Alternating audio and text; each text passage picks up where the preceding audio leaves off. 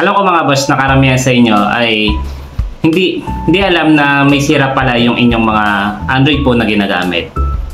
Then, minsan, pag bumibili rin na tayo ng mga bagong Android phone, second hand man yan or brand new, ay ang ginagawa lang natin ay chinecheck lang natin kung gumagana ba yung charging o kaya nagpa-function yung mga keypad or yung mga buttons, tapos yung camera. Ayun na yung madalas na tinetest, tapos inuwi na kaagad.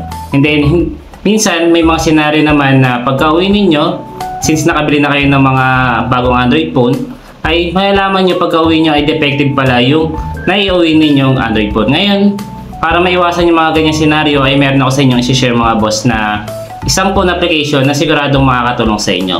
At pwede nyo rin itong gamitin mga boss, itong application na ito, para matest nyo rin yung ginagamit ninyong mga Android phone ngayon, kung meron ba itong sira or wala. So, kung gusto nyo nang malaman kung anong application itong share ko sa inyo, ay panoorin nyo po ito at sana po ay makatulong sa inyo. Ang unang dapat nyo nang gawin mga boss ay pumunta lang muna sa Google Play Store ng inyong mga cellphone.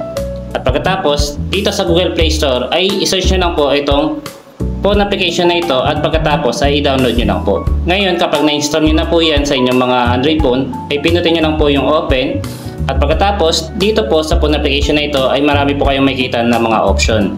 So dito, malalaman nyo po yung CPU ng inyong mga Android phone at makikita nyo rin po dito yung system, pati po yung battery capacity ng inyong mga cellphone.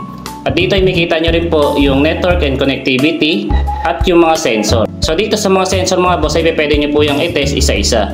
Pinutin nyo lang po yan at piliin nyo lang po kung ano po yung mga gusto nyo pong i-test. Ngayon, kung bago po yung binili nyong Android phone, ay mas mabuti po na isa-isahin nyo po lahat ng sensor na ito para po makasiguro kayo na wala pong sira yung bibilhin po ninyong mga cellphone. At dito ay makikita nyo rin po yung camera specs. At sunod, dito naman sa phone and function, so pwede nyo pong i-test lahat yan mga boss para po makasiguro din po kayo na wala pong defective sa function ng inyong mga cellphone or sa mga bibili po ninyong bagong cellphone, brand new man yan or second hand.